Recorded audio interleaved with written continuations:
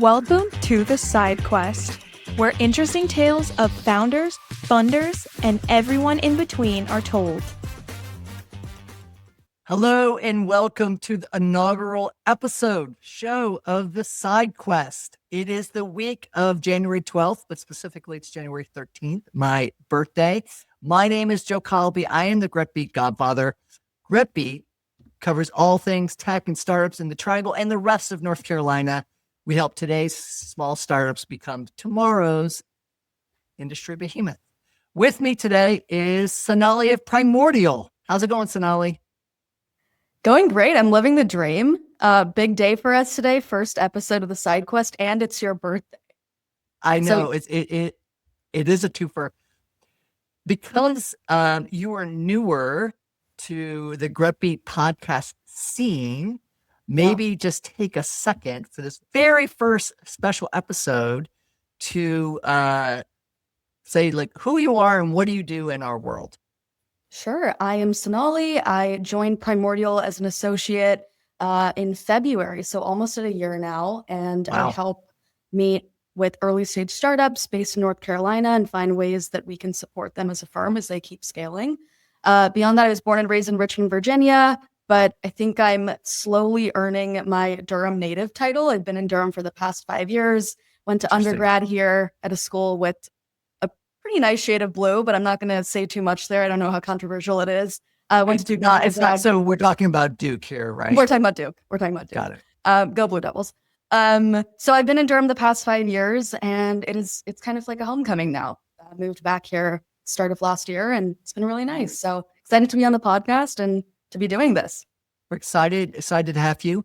As everyone now knows, a listener of the show and watcher of the show, because we're also going to post the raw, uncut versions on YouTube, it's called The Side Quest. And The Side Quest is really started out of gaming culture and has kind of been adopted into Gen Z culture, language, and now it's not just part of some people's everyday language.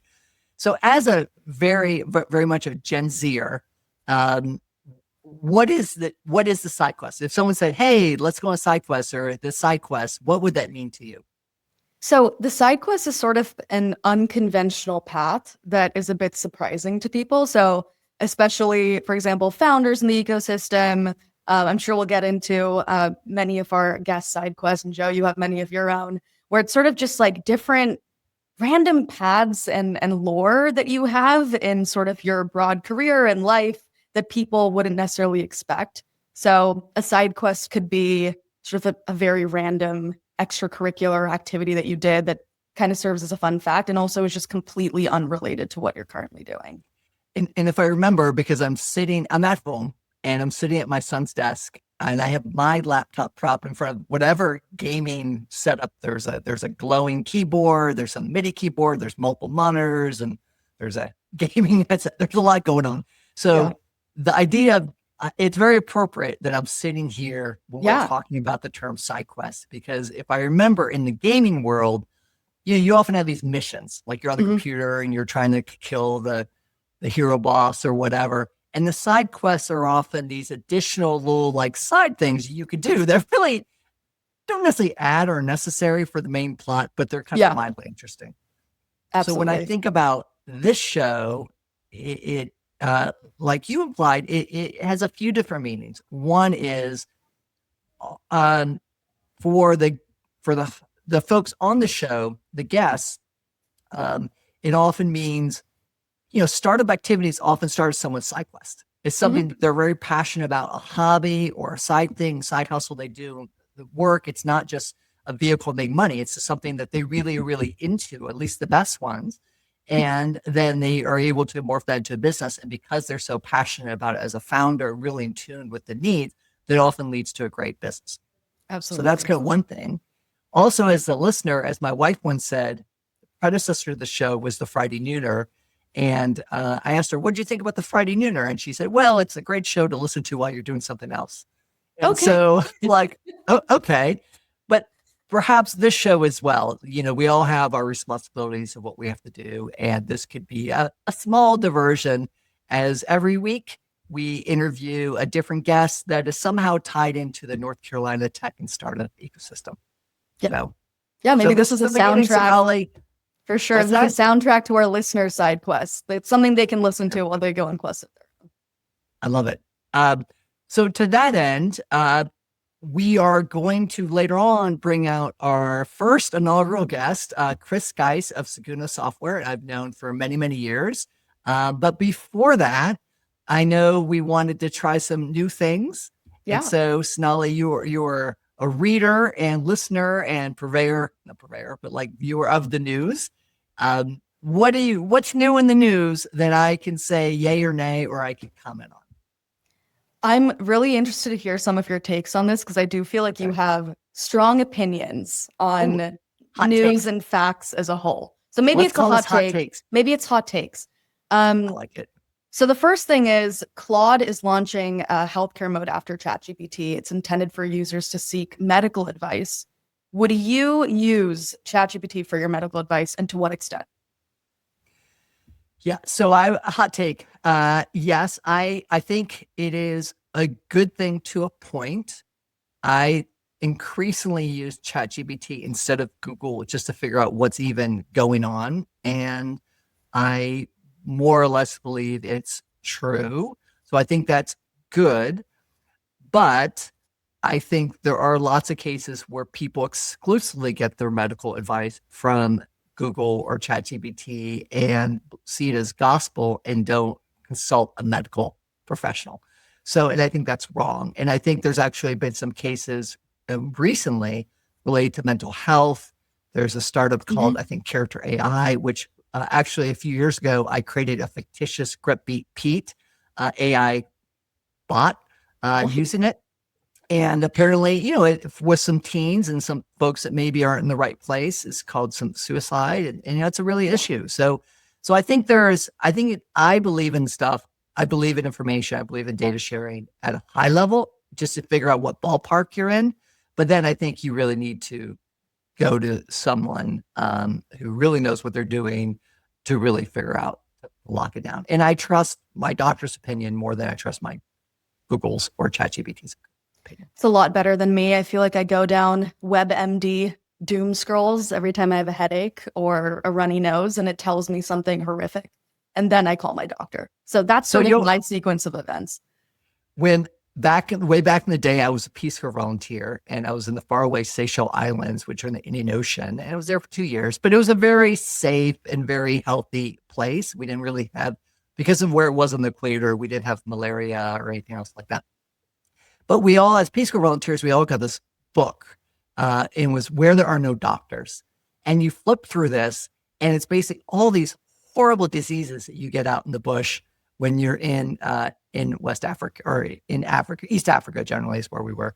And so you really, if you're one to doom stroll down WebMD, you have not the right place for me to be. Oh yeah. Flipping through that book, you're like, oh my gosh, that would be bad. This is actually a perfect segue into the next piece of news on the topic of bacteria. Number 2. So NASA discovered quote unquote resilient bacteria in its clean rooms, and apparently it can contaminate space.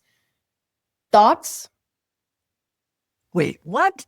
So there's bacteria in their clean rooms?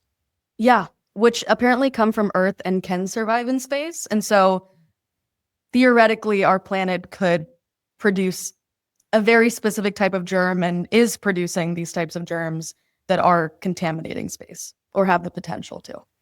I don't have an opinion there. That is not a hot. I don't know what to think about that. Right? Yeah, I think there's a lot of terrestrial issues we have right now that I'm thinking a little bit more about.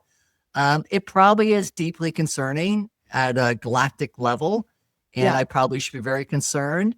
But some level, you know what? I took biology in 9th grade. I didn't really keep up with it after that.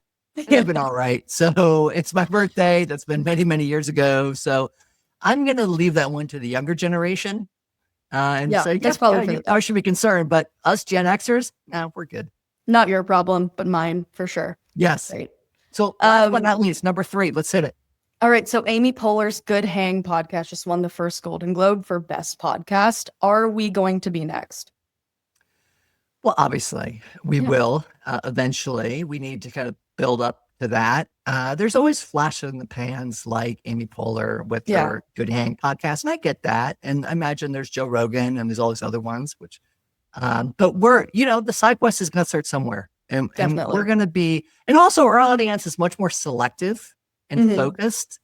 And so we're really more interested in having the right listeners than anyone else. Than the Golden Globe. But might happen. You never know. Let's not scratch it off just yet. There you go.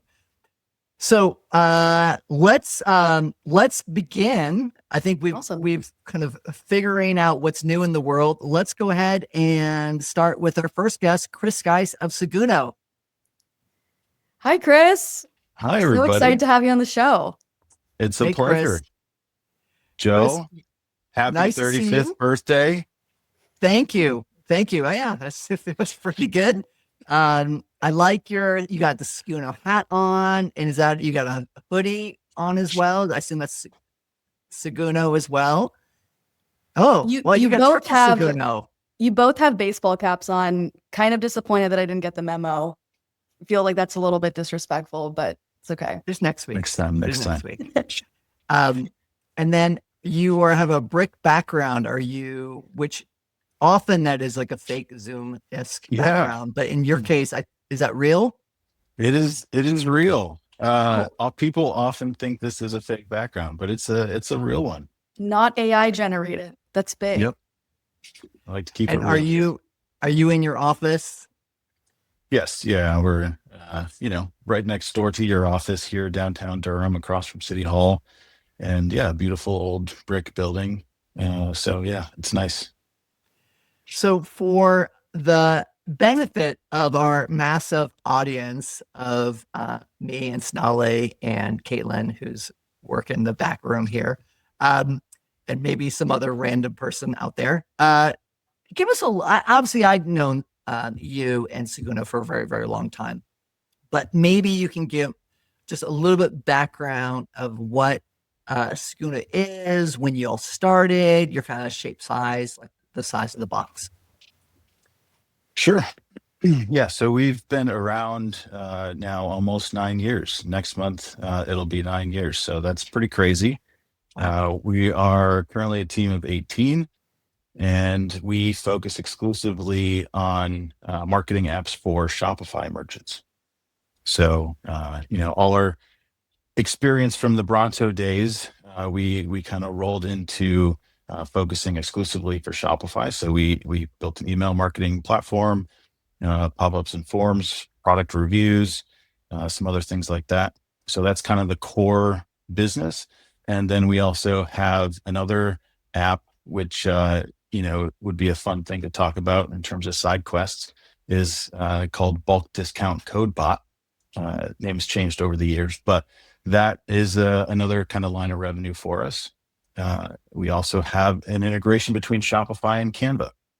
That was another really fun, exciting side quest, if you will, where we worked directly with those two platforms. And so a lot going on over here, but yeah, we are a marketing platform for Shopify merchants. So I definitely want to get into all of that, because I think so many interesting startups, often people start as one thing and then people use the term pivot, but I don't really like that term. Then they kind of focus in, or sometimes completely switch to kind of something else and just kind of follow that thread well.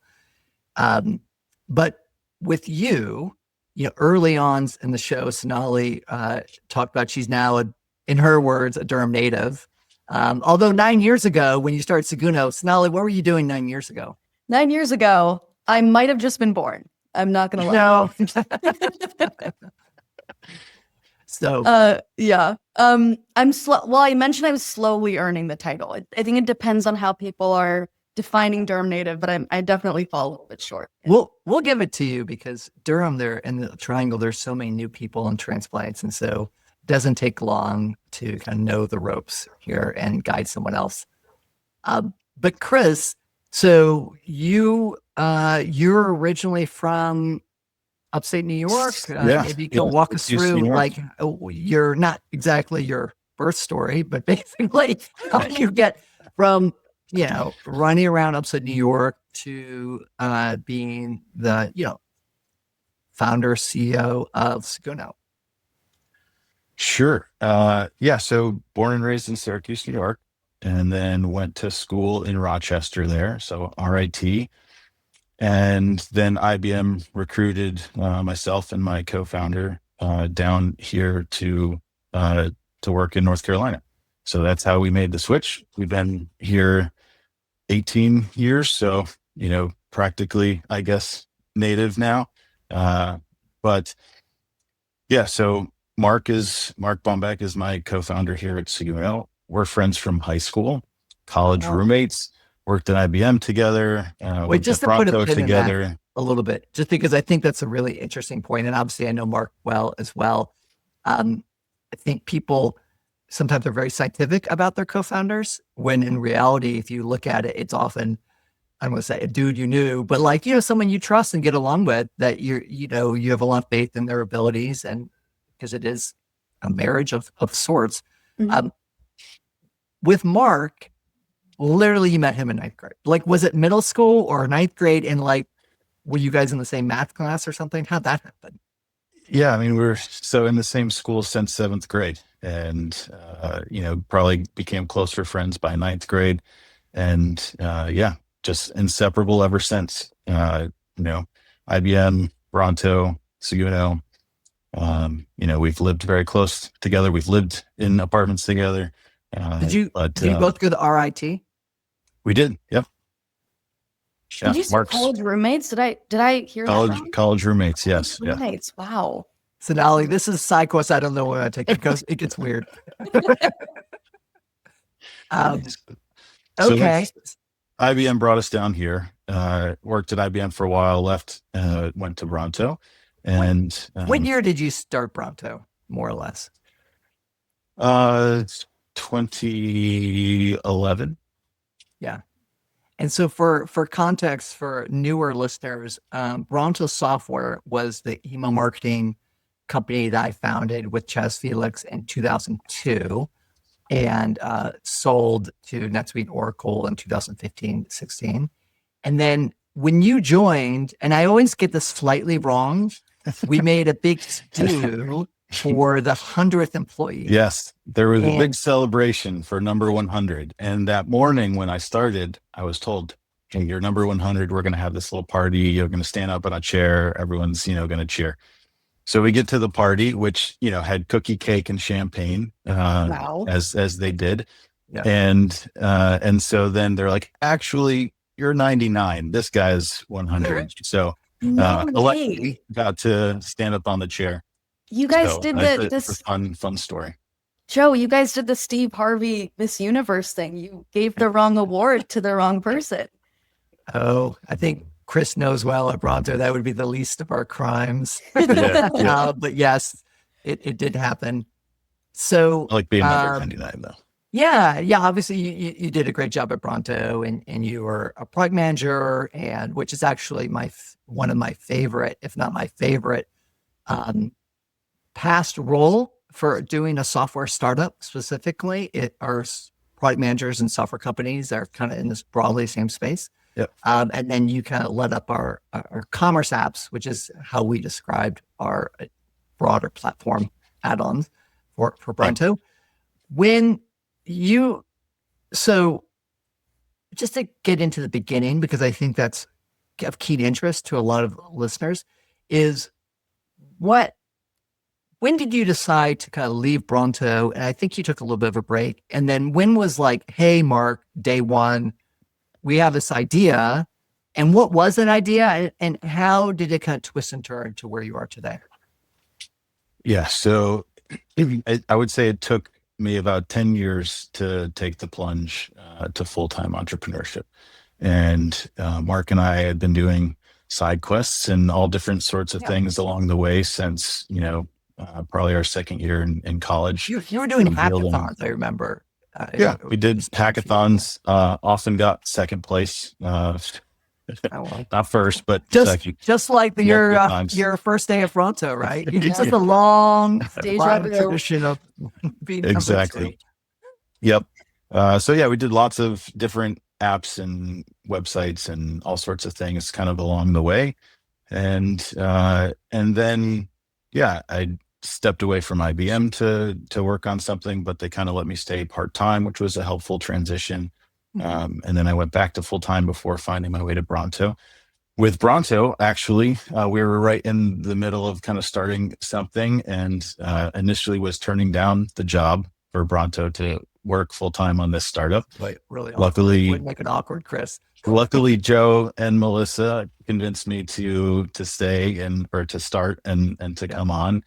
And that was, one of the best decisions I made in terms of my entrepreneurial career. And then, yeah, after Bronto was acquired, I stayed about a year there and then decided to leave. And I didn't know what I was going to start. It took maybe 6 months to kind of relax with my wife, and we had one daughter at the time. What year are we at now? 2016. So yeah, I left a little just shortly after you did there. Yeah. And so yeah, it took some time to decompress, if you will. And then probably 6 months in, my wife started saying, "Hey, you better figure this out." And we had our second kid on the way, and then decided to incorporate Seguno about a week before she was born. And so I was all over the map in terms of ideas. And then Seguno was what, Mark was willing to jump ship for and to join. So that was originally a platform for personalizing discounts. So it's not what we do today, but that's what we started on. Can you explain how that ties into the name, the origin story of the name Seguno? Yes. And it still applies to what we do today, but Seguno is a play on segment of one. So Seg-Uno. And so segment of one marketing is where you're essentially, talking to each person individually in a very personalized way, meeting them where they are in their buyer's journey, if you will. And so that's where the name comes from. And we wanted to focus on discounts. So we started building that platform. It was much longer time to revenue. So we decided to try a couple of side quests and build a couple of apps to try to make some money, because we were bootstrapping it. And one of the apps that we built is what is now Bulk Discount CodeBot. We made $1.38 on that before turning it free. We left it free for 5 years there. We can come back to that later. It's now a big part of our revenue mix, but then we got pulled into a beta program with Shopify and saw what they were trying to do with the marketing section inside of the admin. Once we saw that, we decided, hey, we should put email there. Embedding an email platform inside of Shopify was the goal. And so that's what we did. We switched gears. We discontinued the discount platform. We were running out of money at that point. Luckily convinced Joe to give us a little bit to make us through our second year. And then we became profitable and haven't looked back. I'm a big fan of bootstrapping and actually wrote a book on it, as everyone knows, Bootstrapping Bronto, plug. And it's just so rare to have good, successful startups. Well, let me say this. Actually, I think a lot of early stage startups see raising money as the key, as the objective. They'll never really admit it, but I see that all the time. And I think obviously for pharma and hardware, and there are lots of things where you definitely need money. But I think that there's a lot of software, if you're willing to trade off time and some cleverness, that you actually can, and put off some impatience, that you're actually kind of better off building a company without that. And obviously I did do a very early on angel check, but I like to think that was less about the money and more about my charming personality and hanging out every day together in the same office.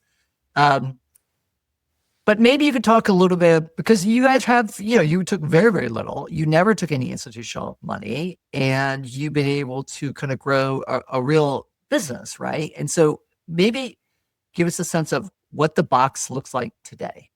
how big you guys are, what you're doing. You can talk about the bulk discount app as well.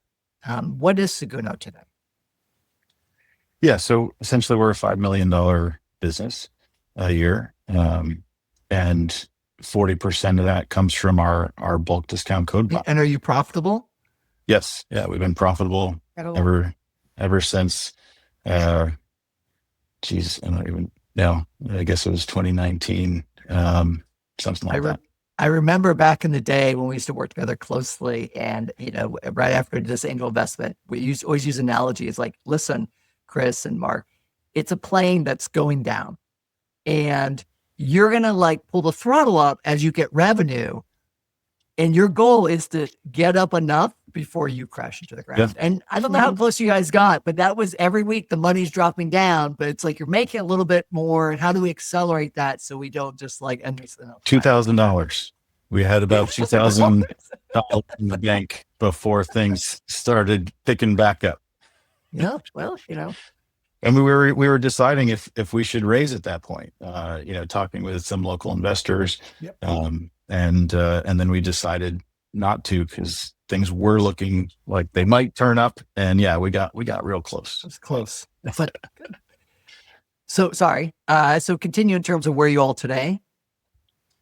Yeah, right. So like I mentioned, the bulk discount code bot, we kept that free for 5 years. And then in 22, things, going through the cycles as things do, was not a great year. And so we decided to start charging for that app, and then it attached really well. And it got to $1 million in half the time that the email platform did. And it's now 40% of our revenue. Whoa. And so that's a big thing for us. So that's a side quest that paid off in many ways. Mm-hmm. Can you explain exactly what it is and how a retailer or merchant, which would be your customer, would use that? Yeah. So this it's pretty cool. It's got giant brands using this, like $1 billion brands, the Kylie Jenners of the world, SodaStream, Chubbies, all the big brands use this sort of thing. And it's essentially, it generates unique discount codes for people. So if someone's like, hey, we're going to run a promotion, I need 10 million unique coupon codes. And so we generate those codes into Shopify for them, which they can then use in whatever marketing channel they'd like. And so what started as just a very simple utility has evolved, especially over this last year, because we put a stronger focus on it. It provides a lot more reporting now, a lot more things to help with attribution. We got some integrations to help improve your workflow. So it's a very helpful product and has a lot of potential in terms of where we might take it in the future. Essentially what started with Seguno in terms of that discounting platform, we might return to that at some point with the bulk app. Cool. So we're coming up on time, so we'll kind of wrap up a little bit just in terms of where you are today. How many folks are in the company? You guys are headquartered really right next to us in downtown Durham. But yeah, how many folks? And then to kind of tie it up a little bit, are there any kind of parting thoughts of what you all are expecting or looking for, or how we can help in 2026? Yeah. So we are a team of 18 at the moment. We've got 2 people up in upstate New York, and then the rest are all around here in the Triangle. We have a very fun, exciting office here. And you're welcome to come check it out. Anyone that wants to, you can play our claw machine, bulk discount claw bot. Wow. I will take you up on that, Chris, by the way. Please seriously. do. That would be a good during the day side quest. Yeah. As Sonali knows, we've been talking about a claw machine for a long time. But I was like, never really pulled the trigger. Then we saw you guys got your claw machine. We're like, oh my gosh, we have a claw machine. So now I don't even know what's our call, GrepBeat claw bot, or I think it's just the claw machine. Anyways, possibly. You're inspiring great ideas. Yeah. Yes. I also heard about the cereal bar in your office, so maybe we'll get that next as well. Okay. Yes, we love cereal, we love hot sauce, and we love our claw machines. So please do Amazing. stop by. But yeah, I think 26 is going to be an exciting year. And, as I mentioned recently, we put some investment into that bulk app to kind of expand that. 26, we're putting, very, very strong focus back on the email platform. And so, we've been doing a lot, with it over the years, but there's a lot that we want to do to it this year, between AI and going deeper with Shopify and partners and integrations. There's a lot that we're looking to focus on. So yeah, it's going to be exciting. We're looking to hire engineers, mid-level to senior engineers, especially seniors. Java is the main focus, and also looking for a product marketer. So if you're interested, that's not posted at the moment, but that's coming soon. So you can email jobs@seguno.com, SEGUNO. So please hit us up if you're interested. Awesome. Perfect. Sonali, any parting words? I mean, I think Seguno seems like a wonderful company to work for. So if you're listening and this seems like a role that you're interested in, you should absolutely talk to Chris about it. Chris, it was wonderful meeting you. Thank you so much for coming on. My pleasure. Thank you very much for having me. Thanks, Chris. Really appreciate it. We'll see you around the neighborhood. And I want to thank all our new listeners and viewers for enjoying the first episode of the SideQuest. And hopefully we'll catch everyone next week. Happy birthday, Joe. Thank you. Happy birthday.